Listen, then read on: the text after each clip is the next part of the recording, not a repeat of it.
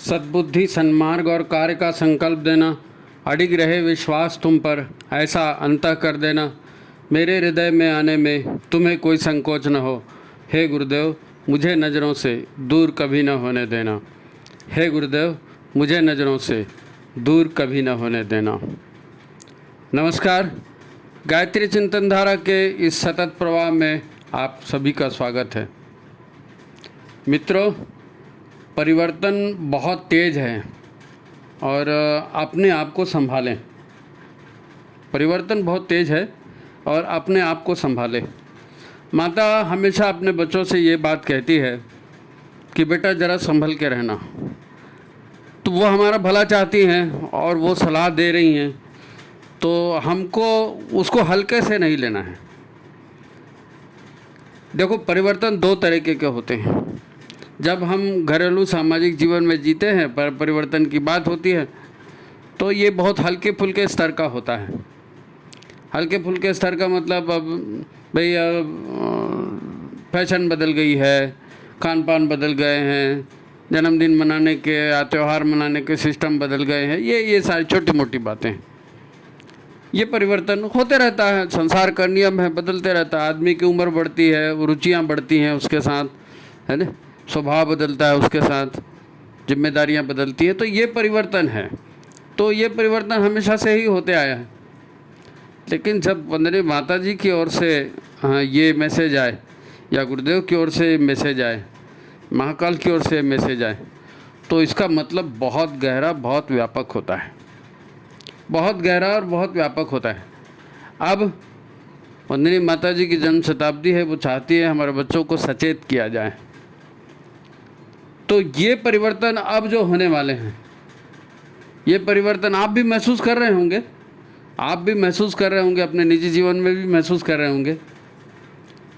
ये जानना बहुत ज़रूरी है। गायत्री परिवार हमेशा बोलते रहता है कि सावधान, युग बदल रहा है, सावधान, युग बदल रहा है। वो भी परिवर्तन की ही बात है।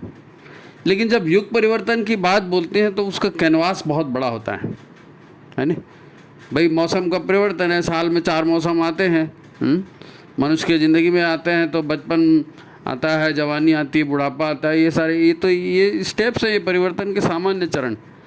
लेकिन जब युग परिवर्तन की बात होती है तो ये बहुत ही बड़ा कैनवास है और हमारे ऊपर इसका असर तो होना ही होना है। हमारे ऊपर इसका असर होना, लेकिन हमको चूँकि ये देखने की आदत नहीं होती, ये महसूस करने, हमने युग परिवर्तन अपनी स्मृति में कभी देखा है क्या? नहीं देखा है। तो उसमें क्या होगा हमको नहीं मालूम, क्या होगा हमको नहीं मालूम। अब जो गुरुदेव ने कह दिया, माता जी ने कह दिया, विद्वानों ने कह दिया, तो अब हम देखते हैं उसमें कि भाई ये तो ऐसा होने वाला है, ये तो ऐसा होने वाला है। लेकिन सुन रहे हैं बहुत दिन से, सुन रहे हैं बहुत दिन से, और बहुत दिन से जो चीज़ सुन रहे थे कि सावधान, युग बदल रहा है और ऐसा होगा और वैसा होगा, तो अब ये जब प्रत्यक्ष बदल रहा है तो हम उसको स्वीकार नहीं कर पा रहे हैं कि ये बदल रहा है। हमको लगता ही नहीं है कि बदल रहा है, हमको लगता ही नहीं है बदल रहा है नहीं। तो ज़रा इस विषय को गंभीरता से जानने की कोशिश करेंगे कि अगर युग बदल रहा है तो हमारे व्यक्तिगत जीवन पर इसका क्या प्रभाव पड़ रहा है, कैसे पड़ रहा है, और इसमें हमारे लिए सचेत होने या जागरूक होने की क्या बात है। अब लोग झल्ला जाते हैं कि हाँ, युग परिवर्तन हो रहा है, सब मर जाएंगे, इतना ये हो जाएगा और भूकंप आ जाएगा और सुनामी आ जाएगी और ग्लोबल वार्मिंग हो जाएगी और ये हो जाएगा। अतः सारी चीज़ें सुनते आ रहे हैं, सारी चीज़ सुन, लेकिन जब स्टेप बाय स्टेप जब परिवर्तन होता है ना, स्टेप बाय स्टेप जब परिवर्तन होता है तो वो समझ में नहीं आता कि ये बदल रहा है ना। बरसों से कह रहे हैं ये सब बदलेगा, सावधान, उल्टा हो गया अभी। बल्कि लोग जिनको अपन कह रहे थे कि भी सावधान बदल रहा है, तो वो कई बार मिलते हैं तो मजाक करते हैं, तुम तो कह रहे थे कि वो सब महाकाल उल्टा करने वाला है, यहाँ तो सब अच्छा ही अच्छा हो रहा है, सड़कें बढ़िया बन गई, पुल बढ़िया बन गए, सुख सुविधा के साधन बढ़िया आ गए, और हवाई जहाज़ में लोगों ने घूमना शुरू कर दिया, और ये सब प्रगति हो रही है, और तुम तो बोलते हो कि सब दुनिया नष्ट होने वाली है और बदलने वाला है। तो भिखारी भी मोबाइल चला रहा है, कचरा उठाने वाला भी मोटरसाइकिल में घूम रहा है। दुनिया ने तो इतनी तरक्की कर ली, क्या बुरा हो गया? लोगों के पास गाड़ियाँ आ गई, पक्के मकान बन गए। हैं, पक्के मकान बन गए, नहीं पक्की सड़कें। तो मित्रों, युग परिवर्तन जो है ना, ये बहस का मुद्दा नहीं है। और ये युग परिवर्तन पशु पक्षियों के लिए, कीट पतंगों के लिए, मतलब छोटी सोच वालों के लिए है भी नहीं। छोटी सोच वालों के लिए है भी नहीं। छोटी सोच मतलब अब हम खाना है, पीना है, बड़े होना है, बच्चे पैदा करना है, बीमार होना है, मर जाना है, ये जो रूटीन वाला जीवन है ना, इसके लिए युग परिवर्तन कोई मुद्दा नहीं रखता है। नहीं, मनुष्यों में भी ये जो कहते हैं ना, नर कीट नर पामर, ये नर पशु, ये जैसे जी रहे हैं ये वैसे ही जिएंगे, इनको कोई फर्क नहीं।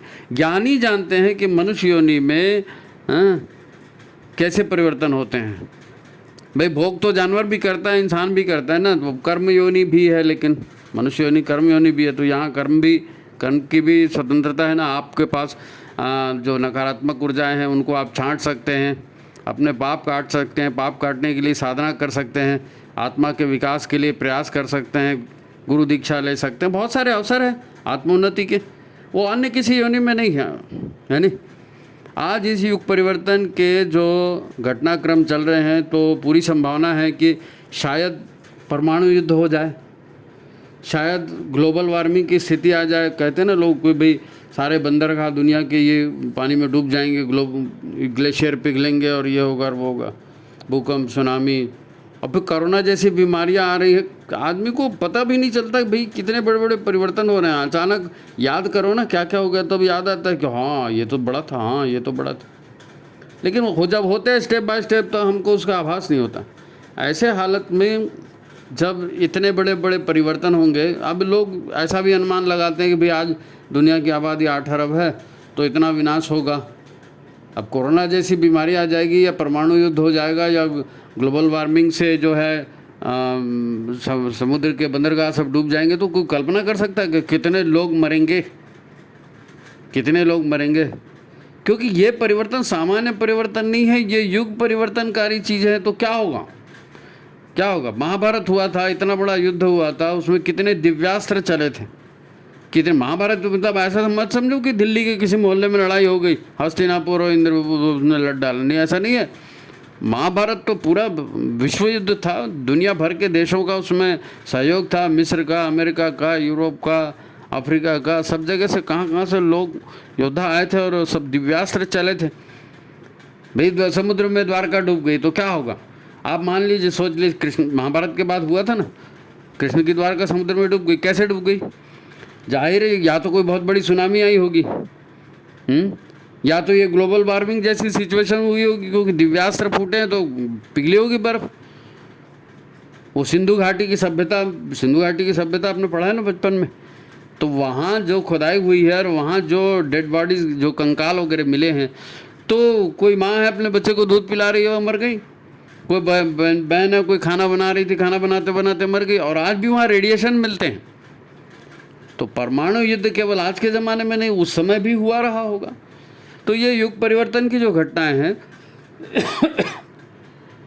इनको एक नए एंगल से देखना पड़ेगा। अब हमने गुरु बनाया तो गुरु जी के एंगल से देखेंगे। वो दिव्य दृष्टा है, दिव्य दृष्टा है, उनके एंगल से हम देखेंगे। तो उनके एंगल से हम देखेंगे, एक चीज़ समझ में आती है। वो हमको पंचकोशी साधना की बात करते हैं, आत्मा की अमरता की बात करते हैं। तो अगर इतने सारे लोग मर गए, एक सोच के देखो आप कि बहुत सारे लोग मर गए, तो उनकी आत्माओं का क्या होगा। भाई आज ये जो महायुद्ध हो रहा है या जो युग परिवर्तन हो रहा है, क्यों हो रहा है? अनाचार बढ़ गया है ना, अनाचार बढ़ गया है, आदमी खराब हो गया है, आदमी की मान्यताएं खराब हो गई हैं, मनुष्य के चाल चलन खराब हो गए। उसी से तो सारा तंत्र खराब हुआ है ना, उसी से सारा तंत्र खराब हो रहा है। अब ये पूरा का पूरा सिस्टम भगवान को ठीक करना है, पूरा का पूरा सिस्टम महाकाल को ठीक करना है। तो प्रकृति उसमें अहम भूमिका निभाएगी। अब जो लोग मर जाएंगे, हम लोग यही बात कर रहे थे ना कि इतने सारे लोग मर जाएंगे, तो उनकी आत्माओं का क्या होगा। तो जाहिर है दुराचार करके मरे हैं, दुष्चिंतन करके मरे हैं, दुष्कर्म करके मरे हैं। आज कौन आदमी है जो सदाचार से जीता है और लोगों का, जिसका यज्ञ जीवन हो कहना चाहिए, हैं, लोगों की सुख सुविधा। आज तो परोपकार करने को बेवकूफ़ी बोलते हैं।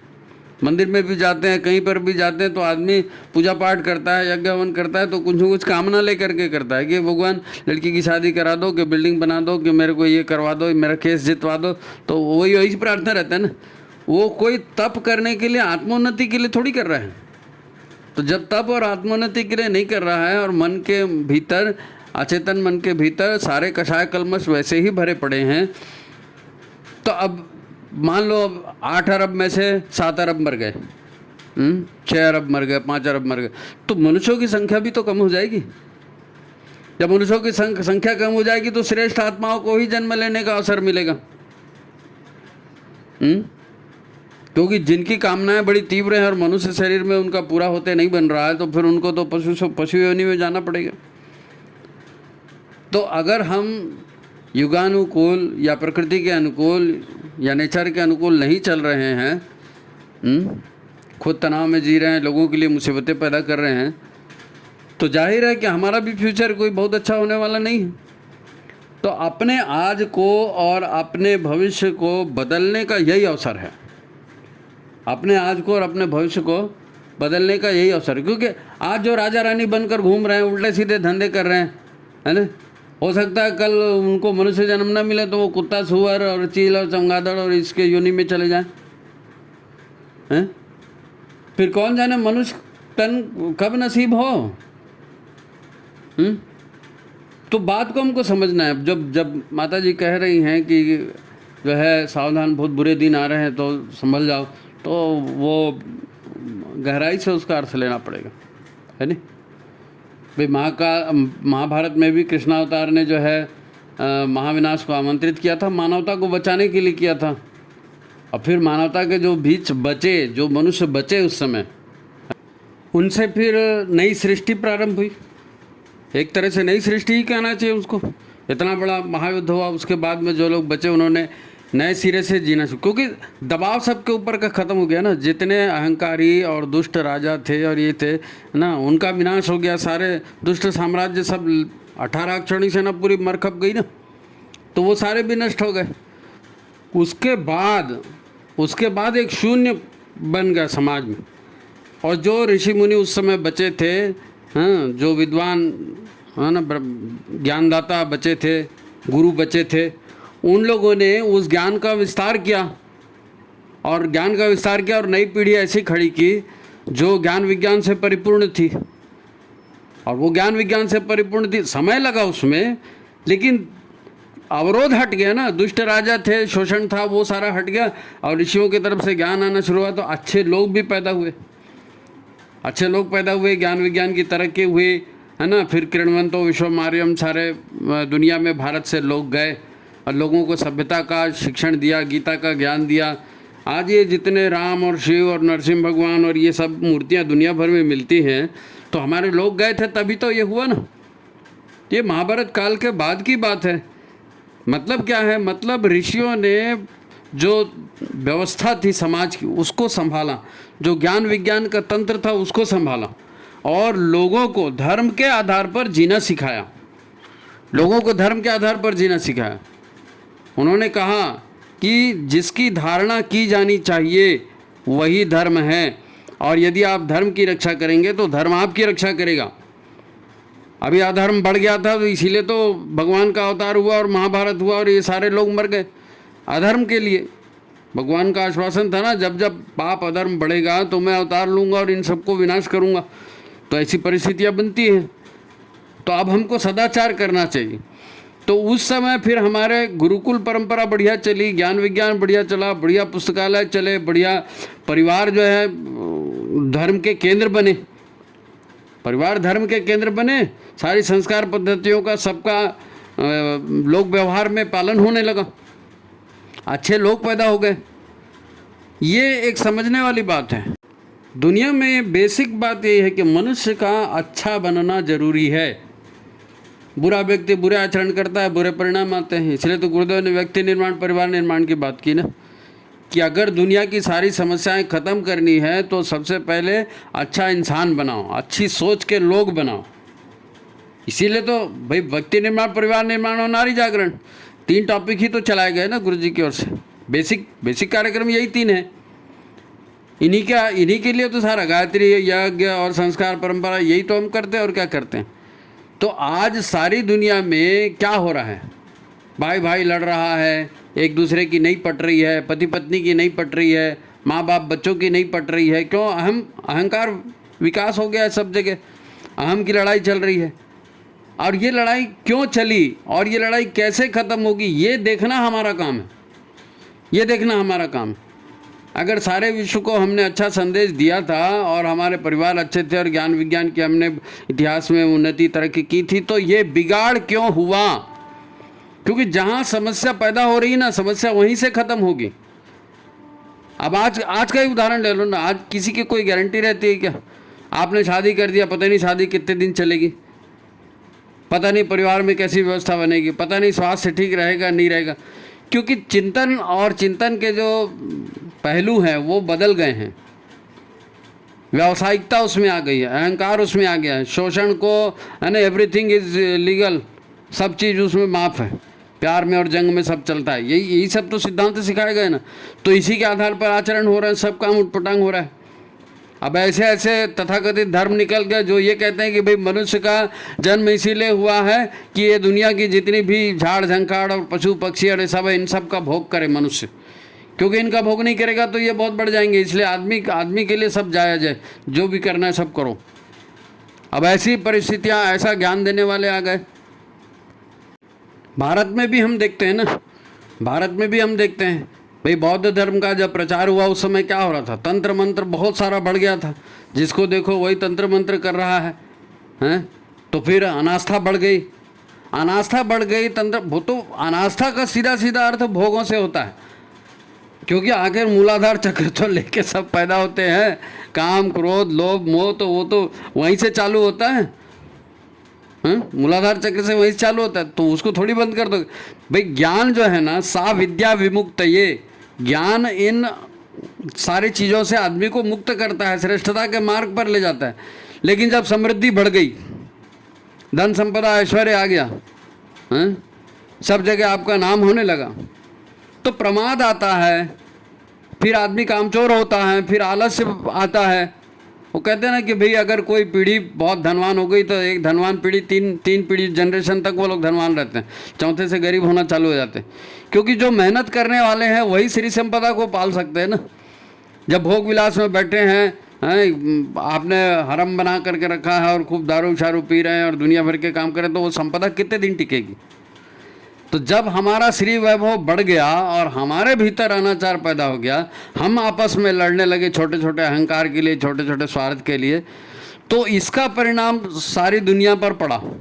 क्योंकि हमारे यहाँ से ज्ञान जाता था, हमारे यहाँ से ज्ञान जाता था। ऋषि मुनि वगैरह जितने हुए, तो देवभूमि भारत का निर्माण है ना। अमेरिका में, यूरोप में और इधर अफ्रीका में, यहाँ कहाँ ऋषि मुनि गए? यहाँ से जो लोग ज्ञान देने गए वो बेचारे ज्ञान दिए, जब तक प्रसारित किए, उसके बाद में दिया बुझ गया तो फिर अंधेरा हो गया दिया बुझ गया फिर अंधेरा हो गया। तो वहाँ उन्होंने उनके भीतर में, हमारे यहाँ भी पतन हुआ, उनके यहाँ भी पतन हुआ, लेकिन वो लो कैटेगरी से पतन हुआ, हम हाई कैटेगरी से पतन हुए। तो लो कैटेगरी से पतन हुआ तो क्या हुआ? जब भी पतन होता है, एक बात नोट करके रखना, सबसे पहले आघात नारी पर होता है। सबसे पहले आघात नारी पर, भोग की शुरुआत वहीं से, नारी से। अब उन्होंने कह दिया नहीं, नारी पर भोग, जो सुंदर है वो पराक्रमी है वही राज करेगा। तो जो ताकत वाला है उसकी 4 रानियां रहेंगी, 5 रानियां रहेंगी, वो चाहे जो करेगा, लूट का माल भी उसके लिए जायज़ है, ये है वो। इस टाइप के उन्होंने कानून, कबीलाई कानून चालू हो गए, कबीलाई कानून चालू हो गए। अब वो लोग आपस में लड़ रहे थे, कोई खेती बाड़ी कर नहीं रहा था, कोई कला कौशल कर नहीं रहा था, कोई ज्ञान देने का वहाँ तंत्र नहीं था। तो सारा पश्चिम का जो देश कहलाते हैं, भारत छोड़ के जितने देश हैं, तो ये कैसे, ये तो लुटेरों की ज़िंदगी जीते थे, लुटेरों की ज़िंदगी जीते थे, है ना। यूरोप का जो आता है ना, यूरोप में शौच के लिए भी जाते थे, पत्ते से पोंछ के आते थे कि बर्फ़ ही बर्फ़ है, कहाँ वहाँ पानी मिलेगा आपको। तो आज भी वो लोग टॉयलेट पेपर यूज़ करते हैं। हमारे यहाँ भी कुछ लोग हैं, वो यहाँ रह के भी टॉयलेट पेपर, नकल मारने की आदत पड़ गई ना, नकल मारने की। अभी जो अरब देश हैं, अरब देशों में अब लूट का माल वहाँ जायज़ हो गया, माले गनीमत, हैं, जो आपके धर्म को नहीं मानता उसको मारो काटो और उसकी स्त्रियों को उसके बच्चों को सब हजम कर जाओ, वो माले गनीमत है। अब माले गनीमत है, बहुत सारी महिलाएं वहाँ पर आ गई तो उन्होंने फिर उस ढंग के कानून भी बनाए कि अरे ये महिला ये तो भोग की चीज़ है, ये आदमी नहीं है, एक आदमी नहीं है। तो वहाँ पर किसी महिला से दुराचार होता है तो वो शरीयत वरीयत क्या बोलते हैं ना, कानून उनके, तो उनके कानूनों में ये लिखा है, बताते हैं कि भैया अगर कोई विवाद हो जाता है, किसी महिला पर अनाचार होता है और एक पुरुष गवाही दे रहा है कि नहीं ऐसा नहीं हुआ, तो महिला को उसको गलत सिद्ध करने लगे एक के जगह 4 गवाह महिला गवाह देने पड़ेंगे। महिला की गवाही को कोई कीमत ही नहीं, कोई कीमत नहीं। महिला का 4 महिलाओं के बराबर एक पुरुष की गवाही होती है।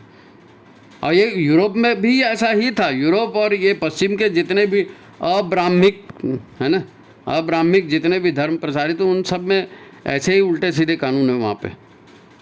यानी महिलाओं को जो हमारे यहाँ कहा गया कि यत्र नार्यस्तु पूजन्ते रमन्ते तत्र देवता, तो उनके यहाँ वो सिस्टम ही नहीं है।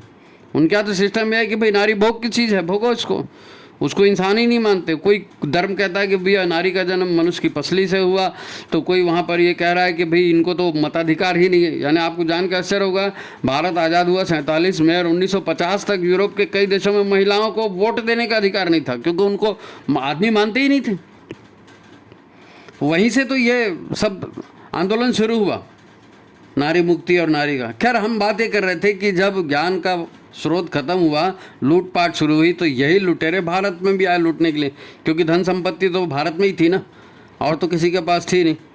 अब भारत में वो लोग सेना लेकर के आए, हमारे छोटे छोटे राजा थे और वो सब आपस में लड़ रहे थे, तो उन्होंने कहा हाँ ये आया ना घुड़सवार लेकर आया, 150 घुड़सवार लेके आया, 250 घुड़सवार, इस राजा को हराओ। ये उससे शायद संधि कर लिए, संधि, तुम आओ इसको हराओ। तो दुश्मन का दुश्मन दोस्त है करके उससे संधि कर रहे हैं। अब वो आ रहा है तो फिर वो मंदिरों को लूट रहा है, तो वो बहनों को उठा कर ले जा रहा है, तो सब कर रहा है, तो वो करेगा, जीत गया। तो हमारे ही लोग, भारत के वीरता कभी कम नहीं हुई, ज्ञान विज्ञान कभी कम नहीं हुआ, हम किसी चीज़ में दुनिया से कम नहीं थे। केवल हमारा नैतिक पतन हुआ, चारित्रिक पतन हुआ, हम देशद्रोही बन गए हैं, ये देशद्रोही बन गए। भगवान राम ने लंका को जीता तो उन्होंने कहा कि भाई मातृभूमि जो है स्वर्ग से भी महान है, तो मैं तो अपनी मातृभूमि जाऊँ, वो अयोध्या वापस आ गए। लेकिन यहाँ पर क्या हुआ, इन्होंने मातृभूमि को माँ माना ही नहीं, मातृभूमि को माँ नहीं माना। भाई हमको तो इससे बदला लेना, चाहे जो हो। मीर कासिम ने अंग्रेज़ों की सत्ता स्थापित कर दी, और पृथ्वीराज के समय भी वो आपने कांड सुना ही है, मोहम्मद गोरी वाला। तो अपने ही देश के लोगों ने विदेशियों से गद्दारी की, इसलिए हम गुलाम हुए, चरित्र बिगड़ गया। और फिर जब गुलाम हुए तो उन्हीं के सारे आचरण करने लगे, ये पूरी श्रृंखला है, ये लुटेरे भारत में आए, फिर भारत से लूट के अपने देश में गए, तो उनको उनके देश वालों ने लूट लिया, इसलिए इन्होंने कहा कि नहीं हम तो भारत में ही बैठेंगे। तो सारे सुल्तान और सारे जो है नवाब बन करके यहाँ बैठ गए, वो शोषण करते रहे भारत का। क्योंकि वहाँ जाते तो इनको लूट के खा जाते, यहाँ सब हराम का फ्री में मिल रहा था।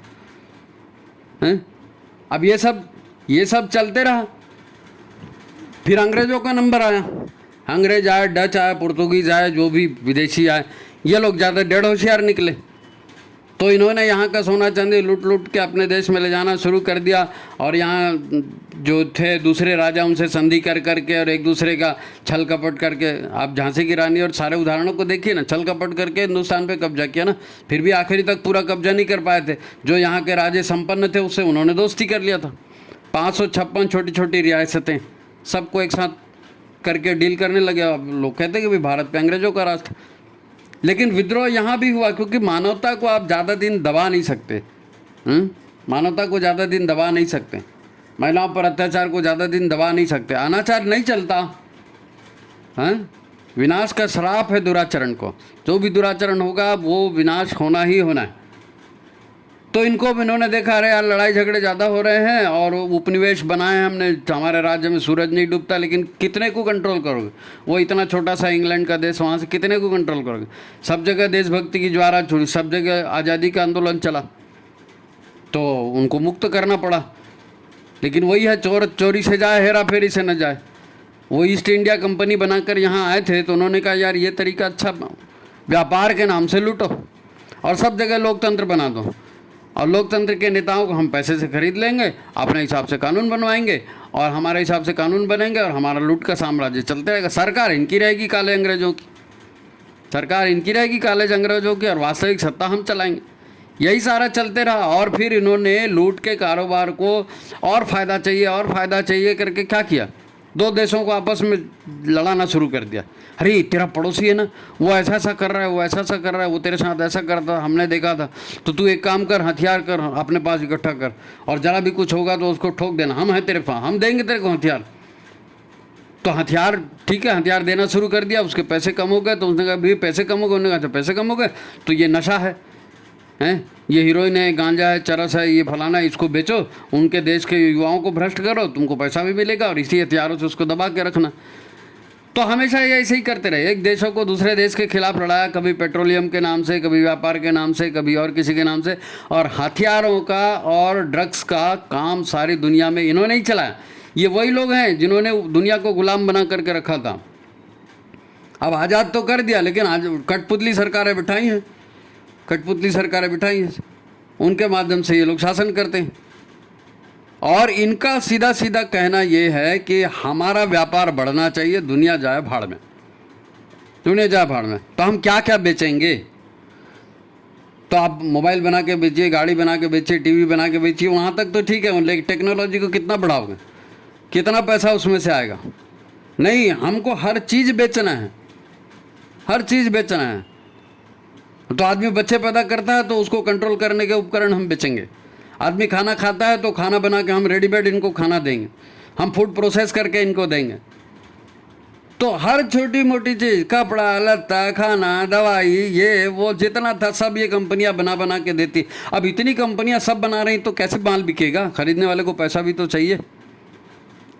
तो फिर तो बैंकों से लोन, तो फिर इंश्योरेंस, तो धीरे धीरे करके इन्होंने ढेर पे ढेर कंपनियां खोलते गए और आदमी को लूटते चले गए।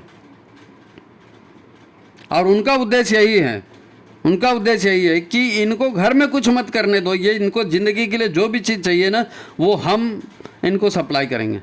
तो इनका घर तोड़ना बहुत ज़रूरी है।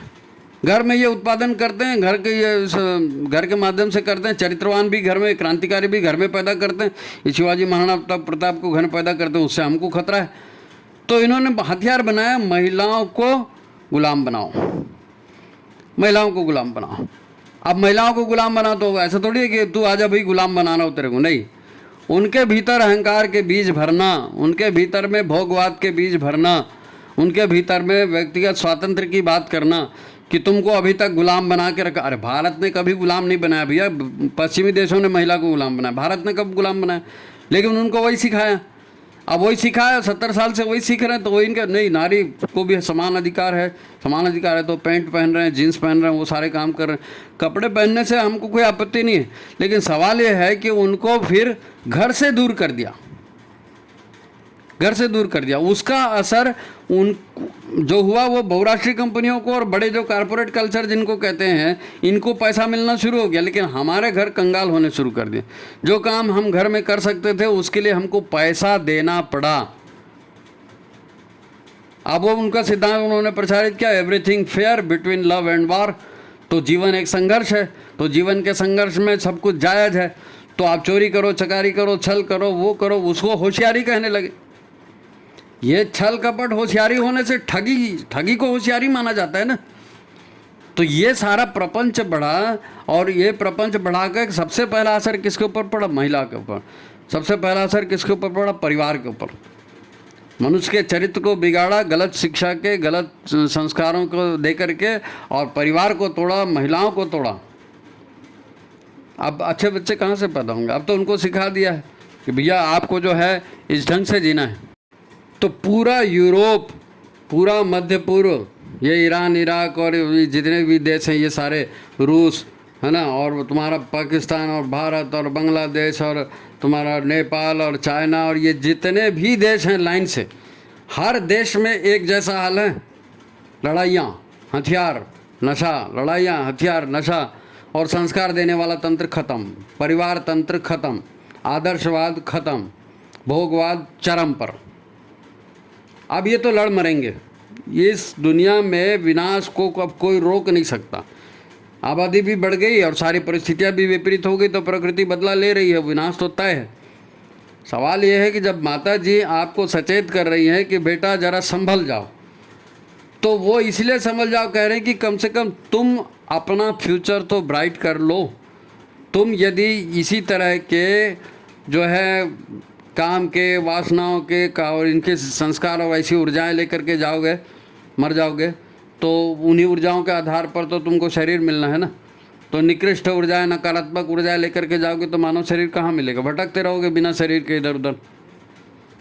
अपने को देखो, मनुष्य अकेला पैदा होता है, अकेला मरता है और अकेला अपने कर्मों का फल भोगता है। दुनिया को तुम ठीक नहीं कर सकते भाई, नहीं ठीक कर सकते, परिवार को भी ठीक नहीं कर सकते। तुम्हारे हाथ में सिर्फ इतना है कि अपने आप को ठीक कर लो। तो अपनी बुद्धि को परिमार्जित करो, अपने व्यवहार को परिमार्जित करो, अपने चिंतन को परिमार्जित करो और अपने सारे कषाय कलमश मिटा दो, क्योंकि आप खुद कब मिटोगे पता नहीं। दुनिया में विनाश का क्रम चलेगा और 5 अरब 6 अरब लोग मरेंगे उसमें बोल रहे हैं, तो हम भी तो उसमें शामिल होंगे ना। हमको अमर पट्टा लेके आए क्या? हम भी शामिल होंगे। तो मरने के पहले एटलीस्ट अपने आप का परिमार्जन तो कर लो, जो पाप हमने किए उनका प्रायश्चित तो कर लो, अच्छे संकल्प तो दिल में ले लो, अपने आप को ठीक कर लो और फिर समय मिलता है तो परिवार को ठीक करो। व्यक्ति निर्माण, परिवार निर्माण और नारी जागरण, व्यक्ति निर्माण, परिवार निर्माण और नारी जागरण। अगर महाकाल का सुनना है, गुरुदेव का सुनना है, माता जी का सुनना है, तो ये 3 बेसिक कार्यक्रम है, इनको आपको करना ही पड़ेगा। क्योंकि वो अगर शरीर छूट गया, हम मरमुरा गए, खप गए, जो कि पूरी संभावना है इसकी, तो कम से कम आत्मा तो पवित्र होकर जाएगी ना। कर्म योनि का कुछ तो फायदा मिलेगा। तो जब भी जहाँ भी जन्म मिलेगा तो आप अपने संस्कारों को लेकर के जन्म मिलोगे, तो आपका जो स्टार्ट होगा वो अच्छा स्टार्ट होगा। मनुष्य अगर देवता बनेगा तो यहाँ स्वर्ग का भोग सकता है, और अगर देवता नहीं भी बनेगा और उसकी आत्मा पवित्र हो गई तो जब भी जन्म मिलेगा तो अच्छा ही जन्म मिलेगा ना। ये बात है, ये बात है। युग परिवर्तन, युगा वो तो महाकाल का काम है, ईश्वर का काम है, वो सब ईश्वर करते हैं। हमारा काम यह है कि हम अपने कर्तव्यों को पूरा करें, अपने आप को बेहतर करें, अपनी उन्नति के लिए हम कोशिश करते हैं। यही हमारा प्रयास। और इसलिए गुरुदेव ने कहा भैया परिवार बनाओ, परिवार बनाओ, संस्कार परंपरा को लाओ, अच्छे इंसान को बनाओ। देखो बात को समझो, बात को समझना पड़ेगा। ये जितने बड़े बड़े आसुरी शक्तियाँ रही हैं, बड़े बड़े साम्राज्य रहे हैं, सारे के सारे अपने कमजोरी से ध्वस्त हुए हैं। कितना भी बड़ा जहाज हो, उसे डुबाने के लिए एक छेद काफ़ी होता है। तो ये जितने, ये अमेरिका है, ये फ्रांस है, ये यूरोप है, ये पूरा है मिडिल ईस्ट के देश हैं, रूस है, ये जितने बड़े बड़े देश हैं जिनको ऐसा लगता था कि दुनिया में यही बड़ी महाशक्तियाँ हैं, तमाम G7 और G8 और क्या क्या बना के रखे थे, ये सारे के सारे डूब रहे हैं क्योंकि इनकी करनी वैसी है। भाई व्यक्ति निर्माण का तंत्र इनके पास नहीं है। तो कितने दिन कितनों को दबाओगे आप? अनाचार ज़्यादा दिन चलेगा नहीं। अब जब सारा यूरोप, सारा मिडिल ईस्ट और अमेरिका और सब डूबने के लिए थे, तो हम कौन से हैं? हमारा भी नाश होगा। लेकिन भारत के ऊपर गुरु की कृपा है, महाकाल की कृपा है, भारत उन्नति कर रहा है। क्यों कर रहा है? अपने अच्छे कामों की वजह से। कोई भारत को प्रमोट करके ऊपर ला रहा है ऐसा नहीं है। भारत ने काम अच्छे किए इसलिए लोक मान्यता बनी है। तो जो अच्छा होगा वो टिकेगा। भाई मनुष्य है तो मनुष्यता के गुण उसमें होंगे, तब तो मानव संस्कृति, मानव इतिहास टिकेगा। और ये एक एक व्यक्ति से ही होगा, एक एक व्यक्ति से ही होगा। क्योंकि जो पशु योनियों से आए हैं, पशु आचरण कर रहे हैं, राक्षस योनि से आए हैं, राक्षसी आचरण कर रहे हैं, उनको तो मानव शरीर मिलने से रहा दोबारा। अब इस बार मिल गया, उन्होंने गलत काम कर दिया, तो अब दोबारा कहाँ मिलेगा? विनाश के बाद तो संख्या वैसी ही कम हो जाएगी। डिमांड ज़्यादा रहेगी, सीट कम हो जाएगी, तो नहीं मिलने वाला मनुष्य जीवन। तो गुरुदेव का सौभाग्य, हमारा सौभाग्य है कि गुरुदेव से जुड़ गए, व्यक्ति निर्माण, परिवार निर्माण के तंत्र से जुड़ गए, नारी जागरण के तंत्र से जुड़ गए। तो इसको हम जब तक जीवन है करें, पूरी श्रद्धा के साथ करें और इसका लाभ उठाएं। आज की बात यही समाप्त करते हैं, है ना। वीडियो अच्छा लगा तो इसको लाइक करिए, शेयर करिए, ज़्यादा से ज़्यादा लोगों तक पहुंचाइए और लोगों से कहिए कि गुरुदेव के आदर्शों पर जीना शुरू करें। ठीक है, तो आज की बात समाप्त। सभी को प्रणाम, नमस्कार।